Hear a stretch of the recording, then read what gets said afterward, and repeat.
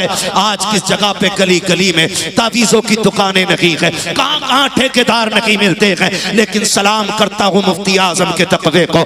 आज तक कोने कोने से आवाज आती है मुत्तकी बनकर दिखाए। इस जमाने में कोई एक मेरे मुफ्ती आजम का तकवा छोड़कर कौन मुफ्ती आजम सरकार, जरा तारीख कब आप पलट करके देखो। जो वुजू करने के लिए बैठते थे तो पंजाबी खानदान के लोग अपने बर्तन ला के लगा देते थे और वुजू का एक एक कतरा अपने घर भर के ले जाते थे। किसी ने कहा था सरदार है, पंजाबी है, कलमा भी नहीं पढ़ता है, इनका पानी क्यों लेके जाता है? उसने कहा था तुम क्या जानो ये कौन मर्द कलंदर है, तुम्हें इनकी अजमत का पता क्या है? कहा किधर लेके जाता है? उसने कहा ये पानी बड़े काम का है। कहा किस काम आता है? कहा तू बता तो सकी, तूने मोहम्मद का कलमा पढ़ा है, तूने इस्लाम कबूल किया है, लेकिन कभी पानी भरा? कहा कभी नहीं। कहा मैं सिख हूँ, मैं सिख हूँ, मुसलमान नहीं हूँ, लेकिन मैं अपने घर इनके वुजू का पानी टूटने नहीं देता। कहा किस लिए? कहा जब तेरे घर के लोग बीमार होते हैं किधर लेके जाते हो? कहा डॉक्टर के पास लेके जाते हैं। तुम्हारे घर में कोई बीमार हो जाए इलाज कौन करता है? कहा डॉक्टर करता है। उसने कहा पैदा करने वाले की कसम, जब से पानी लेके जाता हूँ किसी को अस्पताल नहीं लेके गया। कहा जब भी कोई बीमार होता है इसके चंद कतरे पिलाते हैं, अल्लाह इस पानी से बीमार को शिफा दे दिया करता है।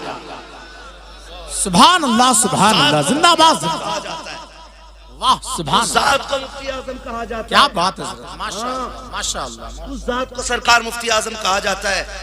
बात करूं तो बड़ी लंबी होगी, लेकिन इतना जरूर कहूंगा उनका तकवा देखिए जी और उससे नसीहत हासिल कीजिए। उनका तकवा, सरकार मुफ्ती आजम आलम इस्लाम की बारगाह में एक मुरीद आया और उसने आकर के कहा हुजूर तावीज़ दे दे। आपने तावीज़ दिया और वो लेके खुशी में चला गया।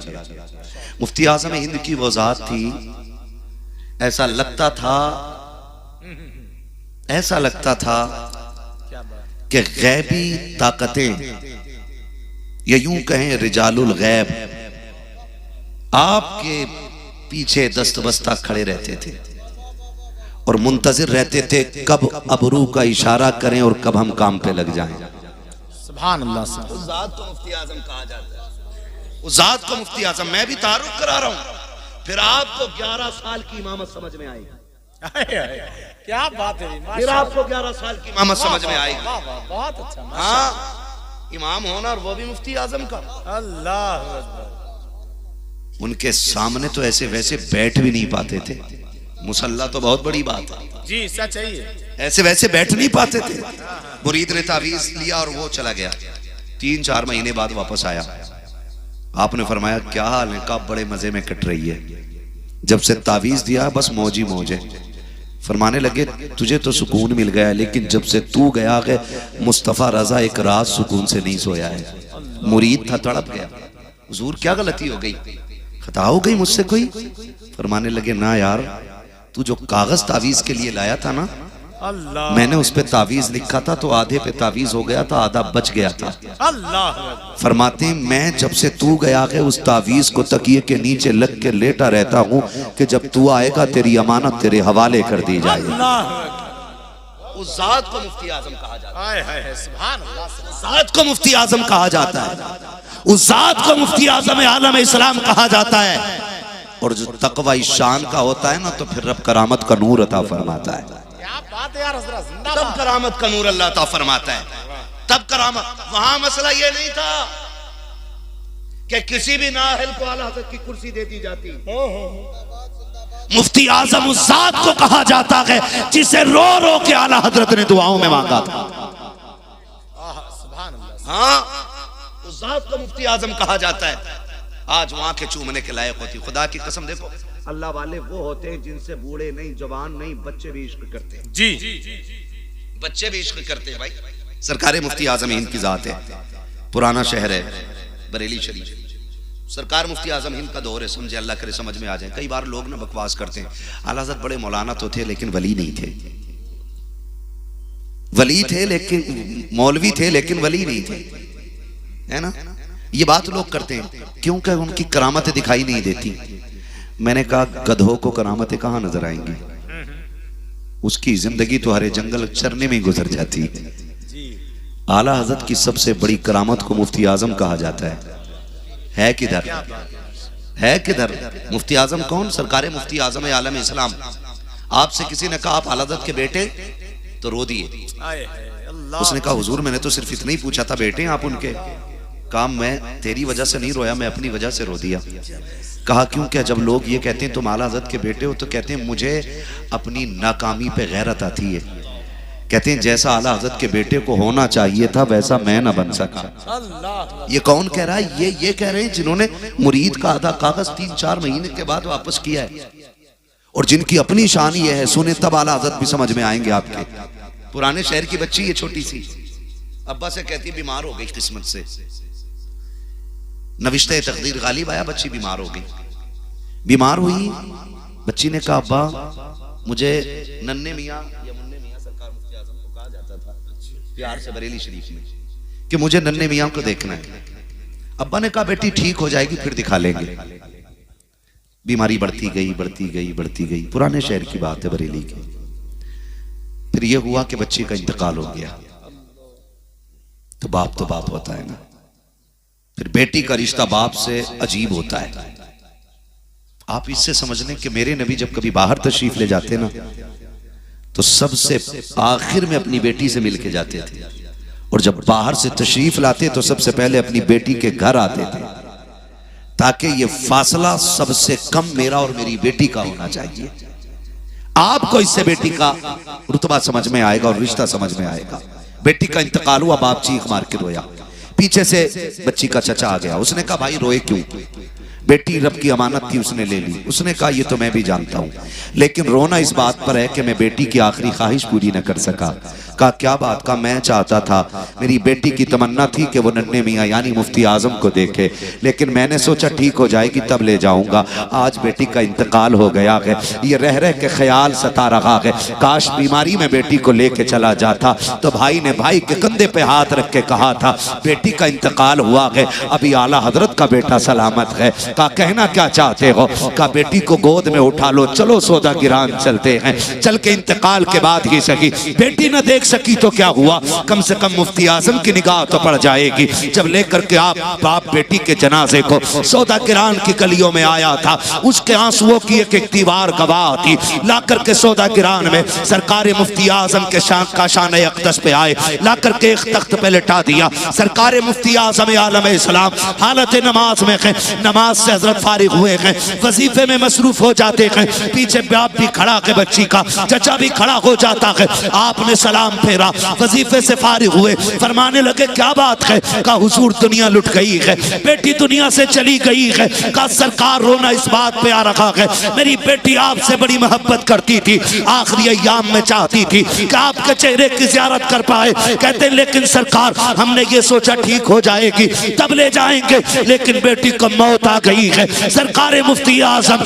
मुसल्ले से उठे और ये कहते हुए उठे थे कि तुम देख नहीं रखे हो, आला हजरत की हवेली में आ गए हो। यहाँ लोग रोते हुए आते हैं, हंसते हुए जाया करते हैं, रोने की जरूरत नहीं है। कहा बेटी किधर है? का हुजूर वो सफेद चादर में आपके तख्त पे लेटी हुई है। मेरा मुफ्ती आजम आलम इस्लाम, मुर्शिद आजम आलम इस्लाम उठा के अपने मुसल्ले से और बेटी की तरफ कदम उठाए हैं। जाकर के आपने चादर को खींचा और बच्ची से मुखातब होके कहा था बेटी देख ले नन्हे मियाँ आ गए हैं। जैसे इतना कहा है तारीख गवाह है, ऐसा लग रहा था कि जबान मुफ्ती आजम की थी और करम बगदाद वाले हो से आजम का हो गया।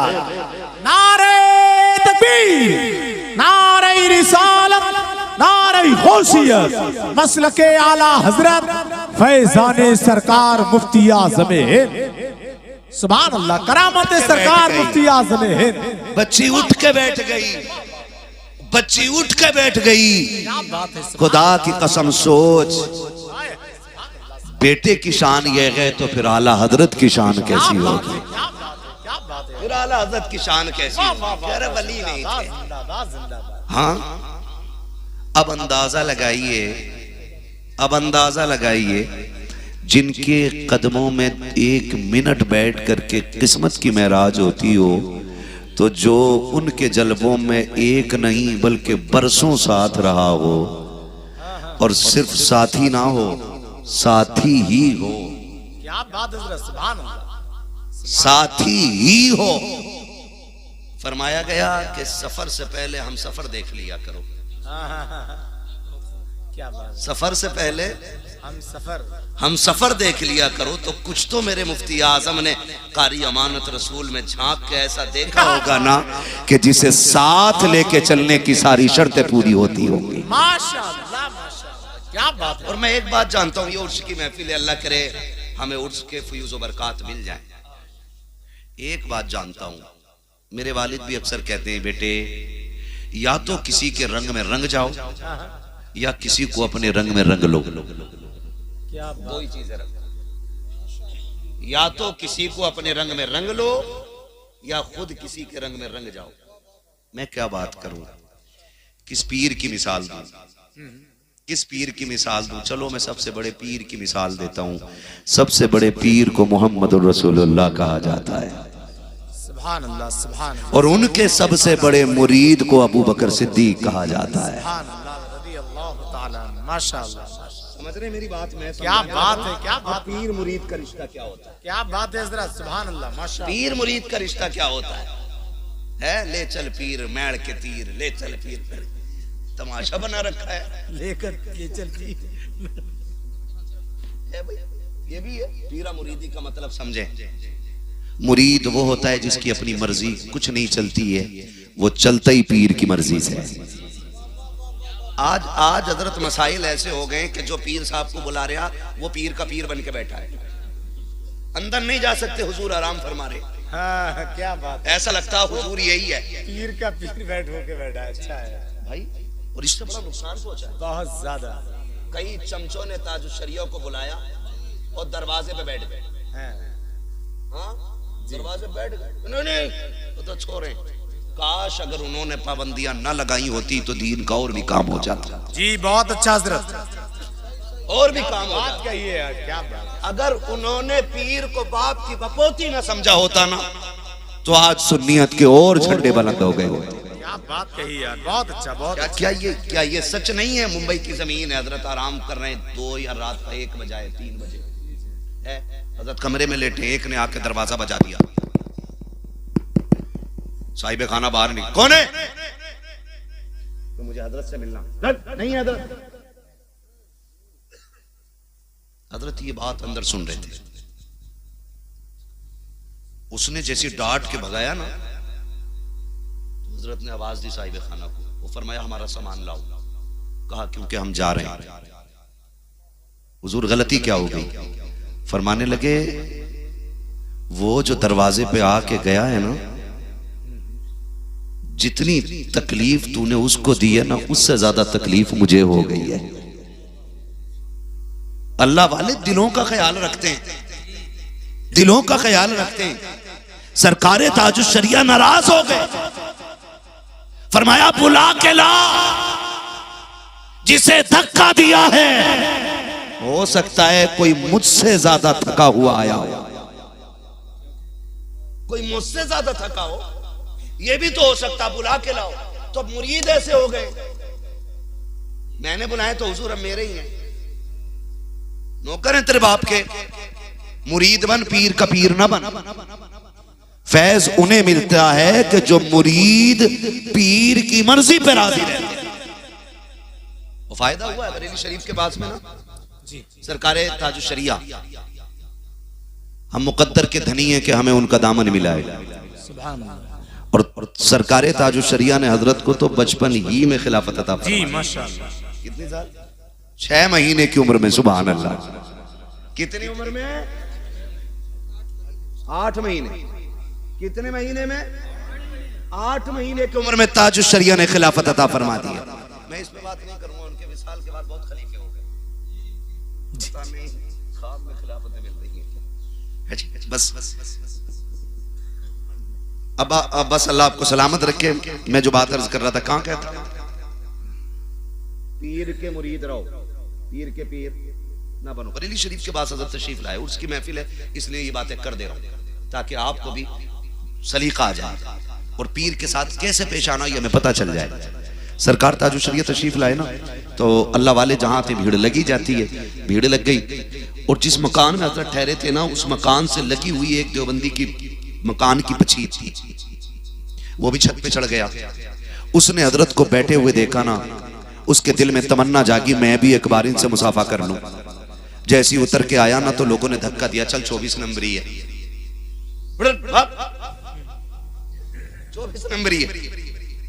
हजरत अंदर है, दरवाजे पे शोरे फरमाया अंदर लेके आ जाओ। जो दरवाजे पे जिसको धक्का दे रखे वो उसे अंदर लेकर के आओ।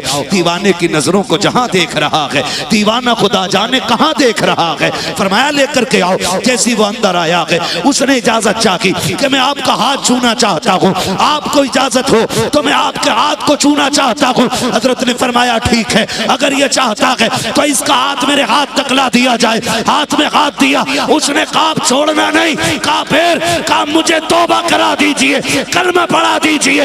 मैं सोच रखा हूं अगर अख्तर इतना हसीन है तो बरेली का अहमद रजा कितना हसीन रहा हो। सुभान अल्लाह, सुभान अल्लाह, जिंदाबाद। ऐसे क्या बात, वाह। सुंदर बुला के पीर को सोच रहा सारी बरकत मेरे घर में उतरेगी। पाबंदी ना लगाया करो, पाबंदी क्या बात, ना लगाया करो, कोशिश किया करो। मुरीद होता ही वो है जो पीर की मर्जी पे कुर्बान हो जाता। मैंने कहा सबसे बड़े पीर को मोहम्मद रसूलुल्लाह कहा जाता है, और बड़े पीर के बड़े मुरीद को अबू बकर सिद्दीक कहा जाता है। आज मैंने कहा या तो अपने रंग में रंग लो या फिर उसके रंग में रंग जाओ। हजरत ने फरमाया गार तक हजरत अबू बकर सिद्दीक हुजूर को कंधे पे लेकर के गए। याद है ना ये बात? बोले तो नहीं है, याद है ना? कहां तक लेके गए? जोर से, कहां तक लेके गए? गारे गारे से, गारे गारे सोर तक कंधों पे बैठा के लेकर के गए। गार में कितने दिन रहे? क्रिकेट की टीम में कितने खिलाड़ी होते हैं? कितने होते हैं? जोर से बोलो। हाँ जी, क्या बात है, सलामत रहो भाई, बहुत अच्छी तुम्हारी पैकिंग हुई है। हमें क्रिकेट के खिलाड़ी याद हैं, हुजूर के साथ गुजरी हुई अबू बकर सिद्दीक की रातें याद नहीं। ये सोचने वाली बात है, सोचने वाली बात है। कितने दिन? 3 दिन गार में रहे। ये सबको पता है। अबू बकर पहले गार में गए, हुजूर बाद में आए और कहा हुजूर पहले मैं जा रहा हूं, क्योंकि मैं सफाई कर दूं। सफाई की, एक एक सुराख बंद किया। ये तो मानना पड़ेगा ना, अब उनकी मर्जी है जो इश्क के दावे करते हैं, लेकिन हम तो ये जानते हैं कि जिस दिल में हुजूर को आना है ना, उस दिल में पहले अबू बकर को आना पड़ता है। हाय हाय हाय, अरे बाबा, सीधी सी क्या बात कही है। वाह, उस दिन में पहले अबू बकर आ रहे। जब अबू बकर सफाई कर देते फिर हुजूर तशरीफ लाते, और अगर फिर भी सुराख रह जाए तो अबू बकर अंगूठा लगा के बैठ जाते। अरे वाह, सुभान अल्लाह। अच्छा ये तो पता ही होगा, सुभान अल्लाह, गार में रहे, गोद अबू बकर की, क्या बात, चेहरा मेरे हुजूर का है। माशाअल्लाह माशाअल्लाह। अच्छा ये 3 ही दिन क्यों रुके? एक रात एक दिन में भी गुजर सकते थे, आराम हो गया था। लेकिन एक दिन मेरे हुजूर ने कहा था मुझे 3 चीजें पसंद है। हुजूर ने अपनी पसंद बताई, फिर अबू बकर ने भी अपनी पसंद छेड़ दी थी। और उसमें जो एक बात अबू बकर सिद्दीक रज़ी अल्लाह ताला अन्हु ने कही थी, कहा था या रसूल अल्लाह, मेरी एक ख्वाहिश ये है कि चेहरा आपका हो, आंखें अबू बकर की हों, और मैं जी भर के आपको देखता रहूं। आज हुजूर ने गोद में लेट के कहा था अबू बकर देख ले, और जी भर के देख ले। अल्लाह से 3 दिन तक देखते रहे, बिना पलक झपके देखा हुजूर को 3 दिन। और पीर मुरीद का मतलब भी अब समझ लें।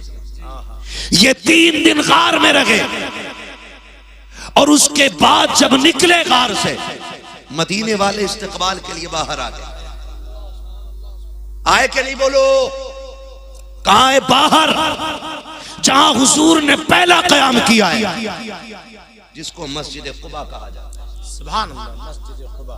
वहां पे क़याम हुजूर का है, लोग आकर के खड़े हो जाते हैं, इंतजार कर रहे हैं सरकार कब आएंगे कब आएंगे। मेरा नबी अपने यारे गार के साथ सफर करके मस्जिद कुबा के करीब पहुंचा है, जहां आज मस्जिद कुबा है। सरकार बैठ जाते हैं। खुदा की कसम 3 दिन के रंग का आलम ये था, एक तरफ सरकार बैठे हैं, दूसरी तरफ अबू बकर बैठे हैं। लोग दोनों के चेहरे को देख रहे हैं और रंग ऐसा चढ़ा था अबू बकर पे कि पहचान नहीं होती थी अबू बकर कौन है, नबियों में आखिरी नबी कौन है, इन दोनों में से मुस्तफा कौन है, अबू बकर कौन है। जब इसमें लोग शक में पड़ गए तो आशिक हो तो ऐसा हो, आज का खलीफा हो, अगर लोग बराबर हाथ चूमे तो पीर से पहले हाथ बढ़ा देता है ताकि लोगों को पता चल जाए कि हम भी कुछ है। अदब अबू बकर से सीखो। लोग बातें कर रहे थे इनमें मुस्तफा कौन है, उनका यारे गार कौन है। अबू बकर ने जब ये देखा कि लोग शक में पड़ गए हैं कि आका कौन है,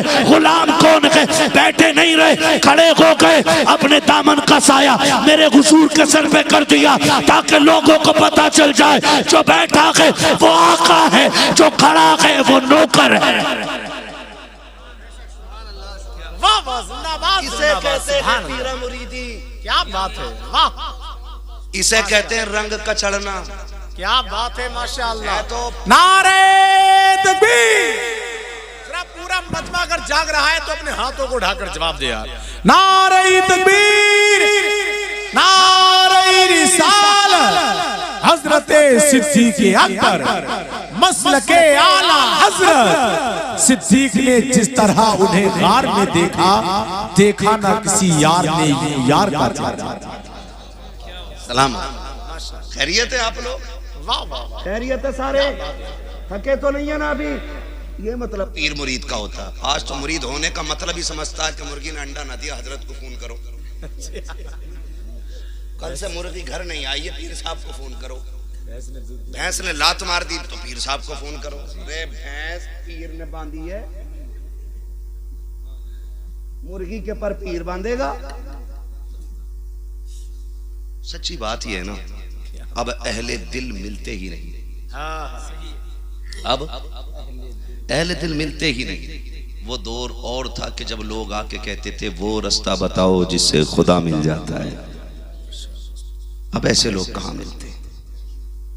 अब कोई पूछता ही नहीं कि रब का पता बता दो। अब पीर भी जेब का पता रखता है और मुरीद भी सारी डोरियों का ठेका पीर को दिए रखता है। ये नहीं, ऐसा नहीं। खुदा की कसम, अगर आज भी ना जी, आज भी सच्ची बात कहता हूं, अगर चरागे देहलवी होना तो फिर निजाम भी आ जाएगा। क्या बात है हजरत, सुभान अल्लाह, सुभान अल्लाह। हाँ? बहुत अच्छा, बहुत अच्छा। वो कहा था ना किसी ने, काश मुझको भी कोई महबूब इलाही मिल जाए, मैं भी खुसरू की तरह रक्स करूं, वजद करूं। काश मुझको भी कोई महबूब इलाही मिल जाए, है ना जी? आया करो कभी इनके पास, आके कहा करो वो रास्ता बताओ जिससे खुदा मिल जाता है। तो फिर ये बताएंगे, सुन, हर जुम्मेरात को मजार पे अगरबत्ती लगाना या ना लगाना, 5 मिनट रोज अपने बाप को जरूर दे देना। इस रास्ते खुदा बहुत जल्दी मिल जाता है। बहुत अच्छा, वाह। ये बताएंगे, ये कौन बताएगा? आलिम ही बता सकता है, वरना किसी का मुश्किल आ गई, ये कह रहा तू चराग जला 11 जुम्मेरातों को तो चराग जला रहा। मैं बुजुर्गों के फयूज व बरकात का मुनकिर नहीं। आज हम जो भी हैं बुजुर्गों की दुआओं का सदका है। सच्ची बात ही है, हम इन्हीं के दुआओं के सदके में हैं। लेकिन जो सही में अल्लाह वाला होता है ना, कभी वो औलाद को माँ बाप से दूर नहीं करता। मैंने देखा झाड़ू लगा रहे पीर साहब के यहाँ पैर दबा रहे हैं, वो घर पे बूढ़ी माँ एक दवा की टेबलेट के लिए परेशान है। सर्दी आ गई है, देख लेना नाजिर भाई, कितनी माओं का इंतकाल ऐसे हो जाएगा कि बेटों को पता ही नहीं चलेगा। अगले दिन पूछा जाएगा कैसे हो गए माँ का इंतकाल, कि पता ही नहीं, हमने उठ के देखा तो फर्श पे पड़ी थी, हमने हाथ देखा नब्ज गायब थी। कभी सोचा ये फर्श पे क्यों गिर गई? दिल पे हाथ रखना और पूछना अपने आप से कि तू छोटा था ना तो ये कितनी बार उठ के तेरा कंबल चेक करती थी। तू जब छोटा था ना तो कितनी मर्तबा तेरी रजाई संभालने आती थी। आज तेरे बाजुओं में ताकत आ गई तो कह रहा अब्बा की मुझे जरूरत ही नहीं। सुन, कसम खा के कहता हूं, तू बाप को लाख आज भी मुंह मोड़ के बैठ, जिस दिन तू आने में देर कर देता है ना तो कोई तड़पे न तड़पे बाप के सीने में कलेजा तड़पने लग जाता है। गलत नहीं कह रहा हूं, हम रातों के सयाह हैं, हम रातों ही के मुसाफिर हैं। हमने कितने बूढ़े बापों को कंबल लपेटे हुए चौक में खड़े देखा है रोडों पे। और हम ये सोच के गाड़ी रोक लेते, दाढ़ी है यार बाबा है, कोई लंबी दराज उम्र का बंदा है, शायद कहीं जाने वाला होगा। गाड़ी रोकी, हमने कहा चाचा किधर जाना? उसने यूं मुड़ के देखा, कहा बस कहीं नहीं, यहीं तक आया था। रात के 11 बजे हो, बाप रोड पे खड़ा हो, क्यों आए यहां तक? का बेटा दोपहर काम पे गया था, अभी तक नहीं आया है।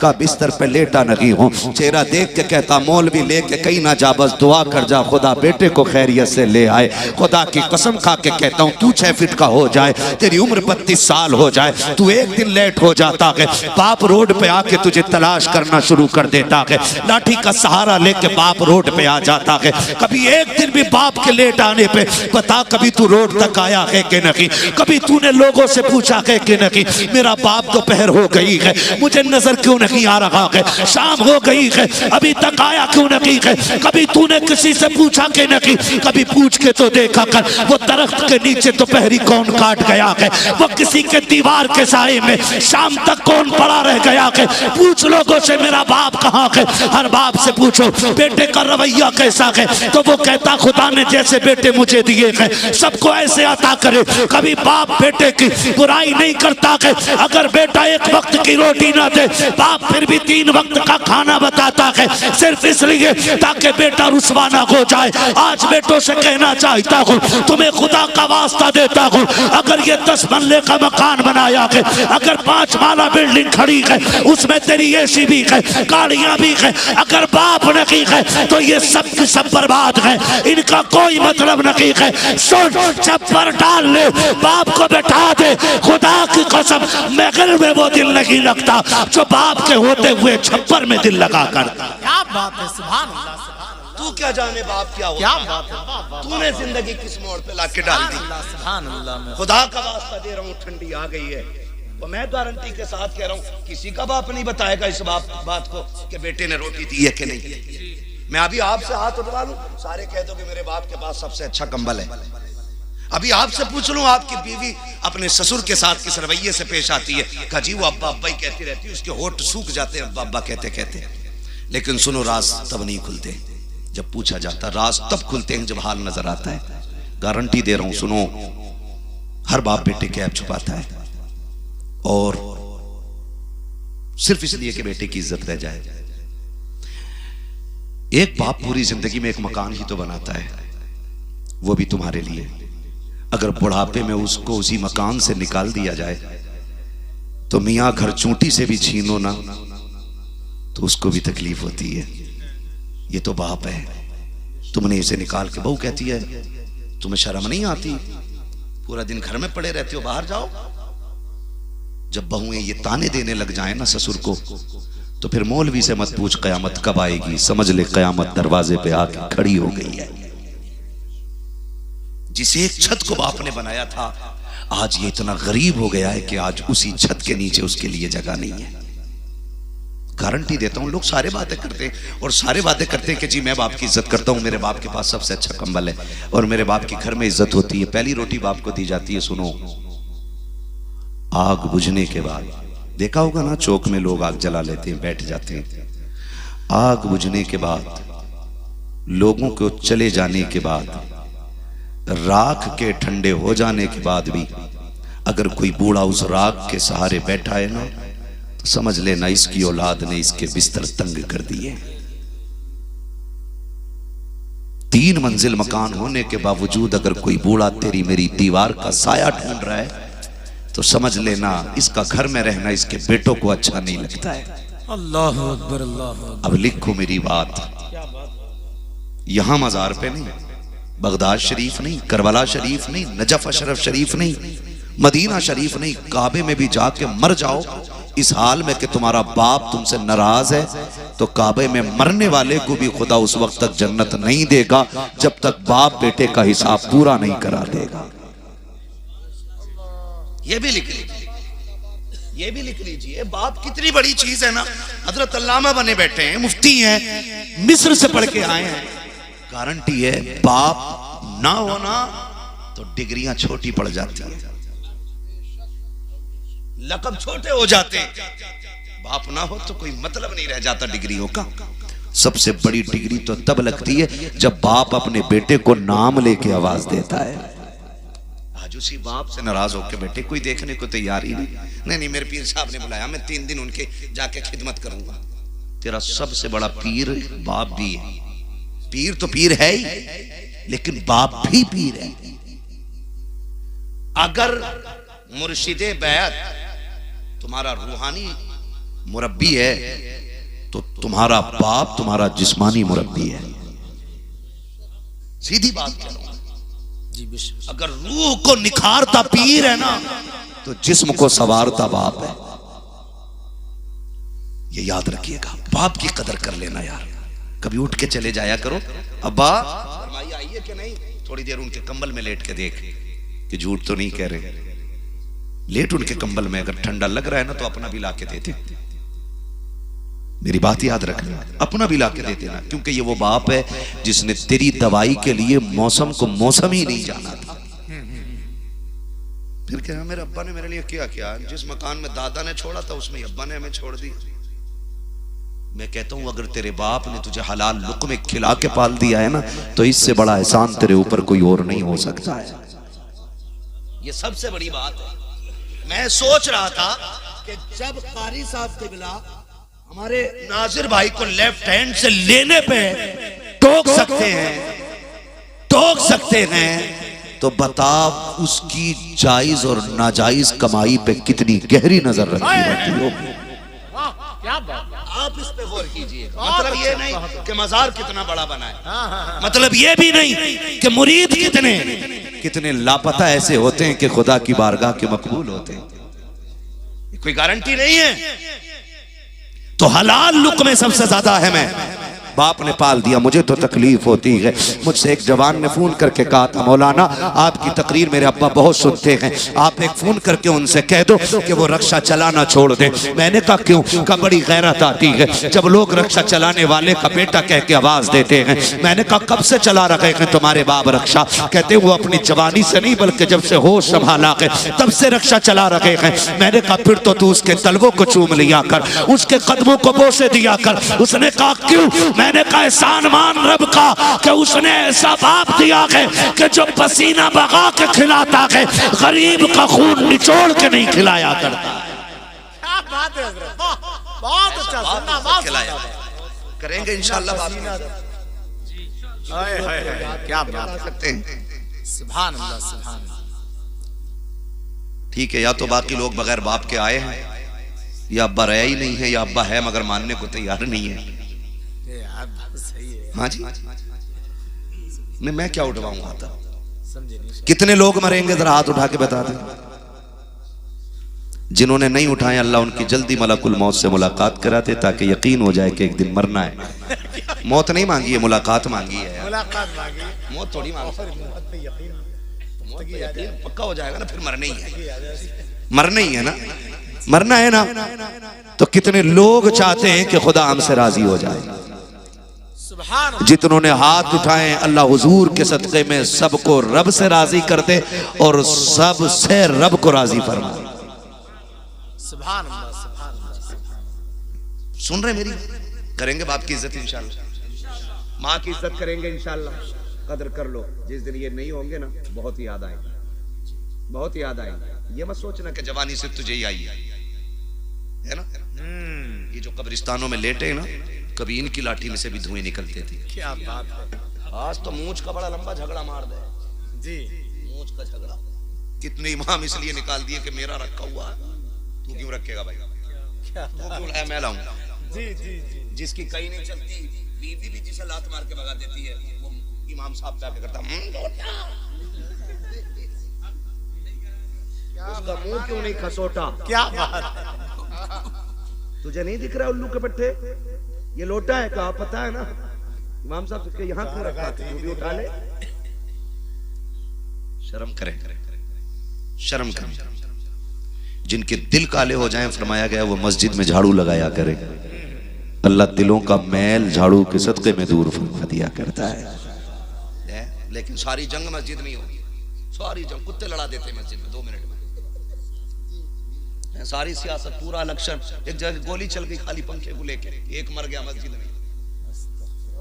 कुछ दिन पहले की बात है, पिछले साल बेल्ट चली, वीडियो वायरल हुआ। शर्म करो यार, किसकी उम्मत हो हुजूर की। मैदान क़यामत का एक नक्शा ये भी होगा कि जब इस उम्मत के गुनाहगारों को फरिश्ते जहन्नम की तरफ लेके जाएंगे तो कुछ फरिश्ते उन्हें देख के रोएंगे। जब रोएंगे तो वो गुनाहगार कहेगा जहन्नम में मैं जा रहा हूं, तुम क्यों रो रहे हो? तो वो कहेंगे तेरे जहन्नम। चच्चा मसला है कि मस्जिद में कोई हाँ, इस उम्र में ना रोका करो, कमजोर हो जाता है। तो वजह है ना। तो वो फरिश्ते पूछेंगे, फरिश्ते से कहेगा वो गुनाहगार कि मैं जहन्नम में जा रहा हूं, तुम क्यों रो रहे हो? गौर करना, वो फरिश्ते कहेंगे मैं तुझसे क्या लेना देना, तू पूरी जिंदगी जहन्नम में रहे। रो इस बात पे रहे हैं कि किसके उम्मती हो के कहां जा रहे हो। अल्लाह,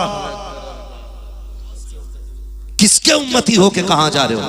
तुमने हुजूर की उम्मत में होने का शरफ पाया और फिर भी जन्नती ना हो सके? कहा तुम्हारे इस अमल पे रोना आ रहा है। मेरे इमाम ने कहा कि मेरे अमाल का बदला तो जहन्नम ही था। मैं तो जाता, मुझे सरकार ने जाने न दिया। ज्यादा ठेकेदारी न बन, मस्जिद में जब आया करो खुदा के बंदे बन के आया करो, खुदा बन के ना आया करो। बड़ी बात कह रहा हूं, अल्लाह करे ये जहन में उतर जाए बात। आप कहोगे ये क्या बोल गया मौलवी? मैं जो बोल रहा हूं बहुत गौर से सुनो।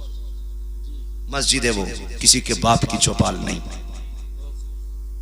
मैं कभी कभी हैरत होती है, मुझे कुछ जगहों पे जाना होता है ना, तो मस्जिद का एक बल्ब है वजू खाने पर, वो भी फूका हुआ है, वो भी फ्यूज है। मैं एकदम आसान लहजे में बात कर रहा हूं ताकि आप समझ लें। वक्त बहुत ज्यादा हो गया है, मुझे बात खत्म कर देनी चाहिए, लेकिन मैं चाहता हूं कि बस 5 मिनट आप मुझे दे दें। कितनी देर और सुन लेंगे भैया?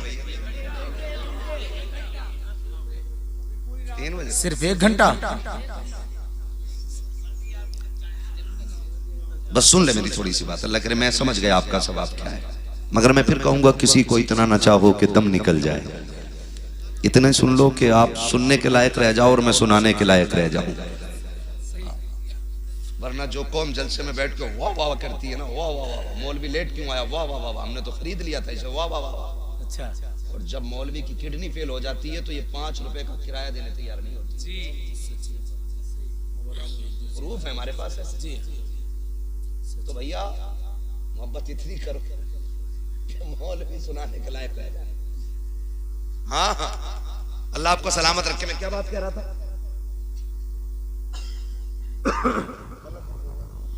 मस्जिद में जब आया करो ना, बंदे बन के आया करो।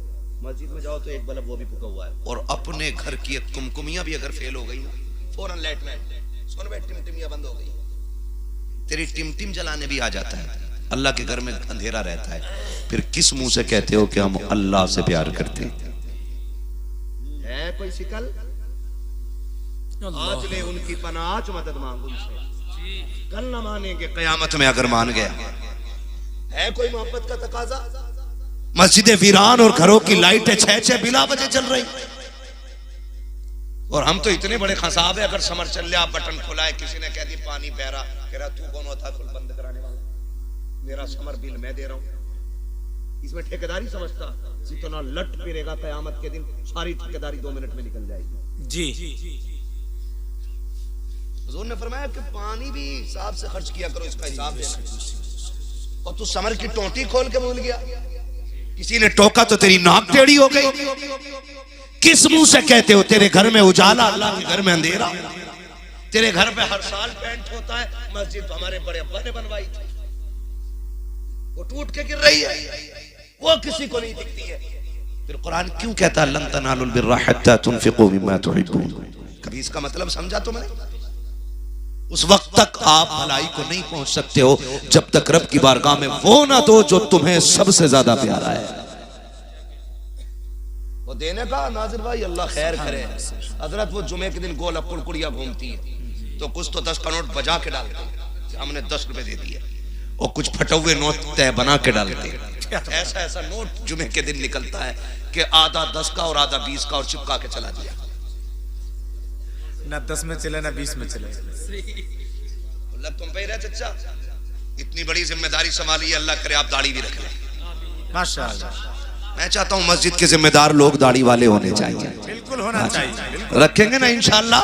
हाँ जी, अल्लाह सलामत रखे। दाढ़ी रखना है। हाँ जी है? अभी बहुत कुछ रखना बाकी है, मैं सब नहीं बताऊंगा, बस मैं बताना चाह रहा हूँ कि गोलक जब खुलती है ना मस्जिद की तो आधा नोट 10 का आधा 20 का जी। और देखो कुछ लोगों को पहले जब गोलक आ रही है उधर से तो पैसा यूं निकाल के, करबड़ वाले को देखा कि इसका मुंह कभी इधर आएगा, जब उसका मुंह घूमा तो खोला। अच्छा एक बात बताओ, मैं फटुआ नहीं उठा रहा हूँ, पुराना उठा रहा हूँ और एक नया उठा रहा हूँ, वो तो सब चलते हैं स्टेज पे। ये कितने का है? सारे बोल दो जिन्हें दिख रहा हो। कितने का है? ये कितने का है? दोनों में फर्क क्या है? एक। अच्छा ये दोनों ऐसे हो तो ये बताओ ये कम में चलेगा ज्यादा में? जोर से।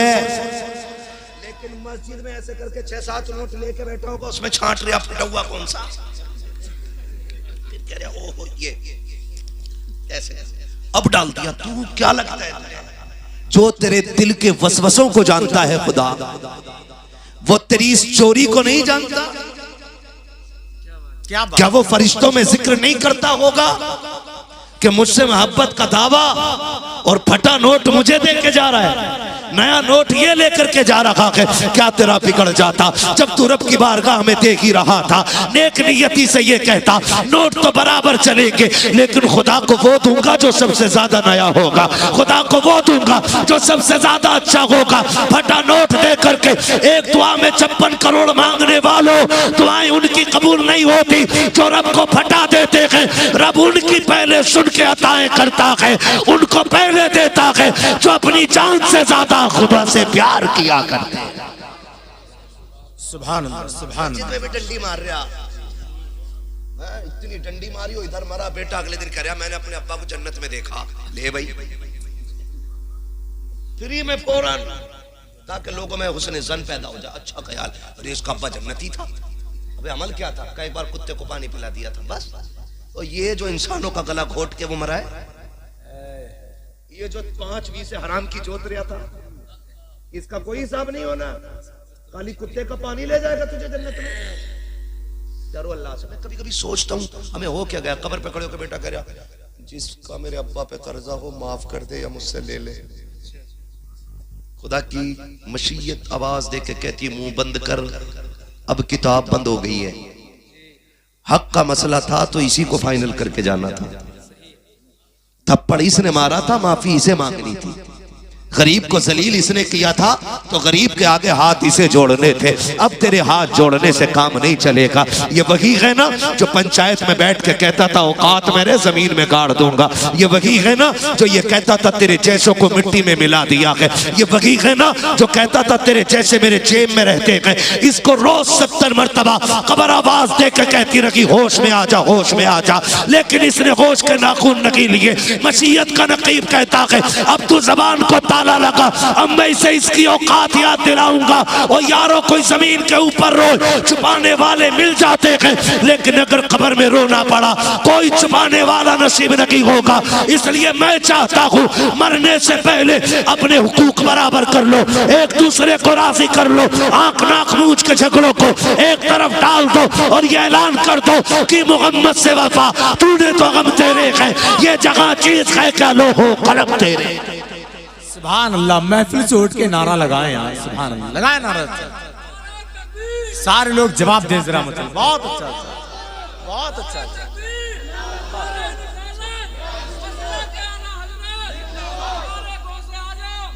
बहुत अच्छा। सलामत रहे, करेंगे इंशाल्लाह। आज के जलसे का एक पैगाम यह है कि पीर के मुरीद बन के रहना, पीर का पीर बन के नहीं रहना है। दूसरा पैगाम यह है वालिदैन की इज्जत करेंगे इंशाअल्लाह। मुझे जो पर्चे में लिख के दिए गए थे वो 3-4 मौजू थे, लेकिन मैं इतने कम वक्त में सब पे बात नहीं कर पाया। उसके लिए माजरत खा हूँ। इंशाअल्लाह कभी फिर आऊँगा तो जो बाकी बातें रह गई हैं मैं उन पे बात कर लूँगा। मेरा तीसरा पैगाम ये था कि आपको एक दूसरे से मोहब्बत के साथ रहना है। मस्जिद में कोई सियासत, कोई झगड़ा, इमाम साहब की गलतियां माफ करे अल्लाह, कह रहा है इमाम साहब के पीछे नमाज नहीं होगी, वो कह रहा है जिसे अपनी निकाह में यूं ये कहते हुए मौत आ रही थी। हाँ, इतना बड़ा जाहिल इमाम बेचारा कह रहा है कहो युही व युमीत, तो हुई कर रहा है, ये नहीं कह पा रहा, वो कह रहे इमाम साहब के पीछे नमाज नहीं हो रही है। जिसे सना सही से याद ना हो, वो इमाम की गलती निकाल रहा, अपनी आखिरत बर्बाद ना करो।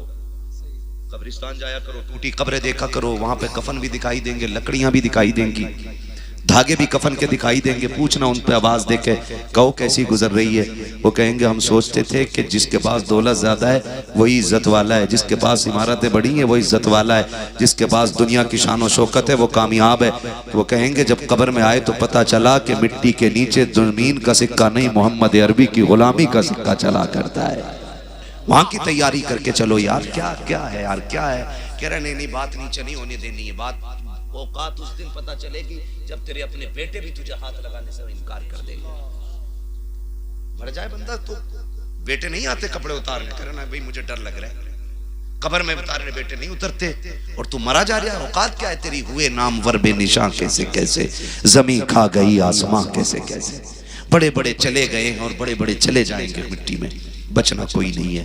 अल्लाह रसूल के लिए राजी हो जाओ, एक दूसरे को माफ कर दो, एक दूसरे से प्यार बांटो, मोहब्बतें बांटो। मस्जिदें इबादत की जगह होती हैं, शरारत की जगहें नहीं होती, सियासत की जगहें नहीं होती हैं। मस्जिद में आया करो, ऐसे बैठ जाया करो, दुनिया देख के कहे एक ही सफ में खड़े हो गए महमूद व अयाज, ना कोई बंदा रहा ना कोई बंदा नवाज।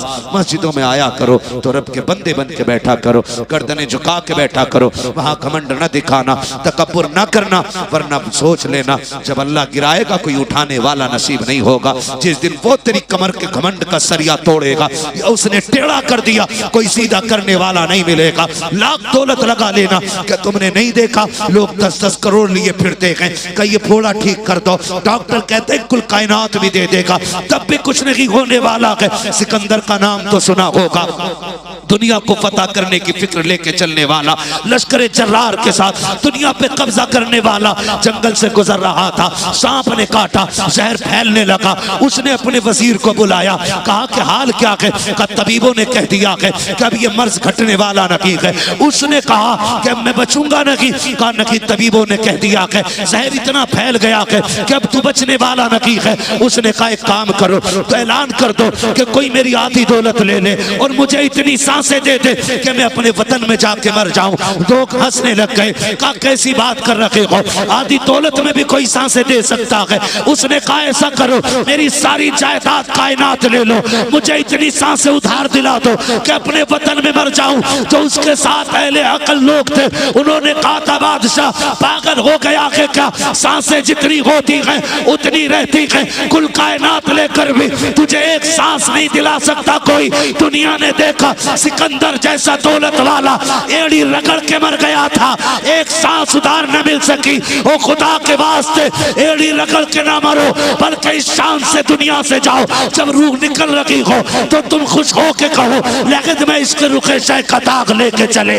अंधेरी रात सुनी थी चराग लेके चले, तेरे गुलामों का नक्शे कदम गिरा के खुदा वो क्या भटक सके जो ये सुराग लेके चले। नारे तकबीर, नारे रिसालत, फैजाने गौसे आज़म, मसलके आला हजरत। सुभान अल्लाह, सुभान अल्लाह।